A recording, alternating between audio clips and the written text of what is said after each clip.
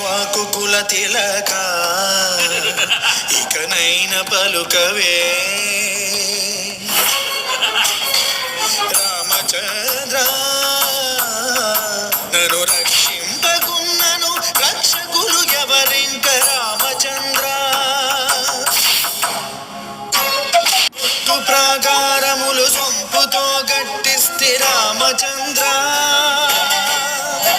ఆ ప్రాకారముకు బట్టి 10,000 వరహాలు రామచంద్ర లక్ష్మణుకు చేయిస్తి ముత్యాల పథకము రామచంద్ర ఆ పథకానికి బట్టి 10,000 మొహరీలు రామచంద్ర సీతమ్మకు చేయిస్తిని చింతాకు పథకము రామచంద్ర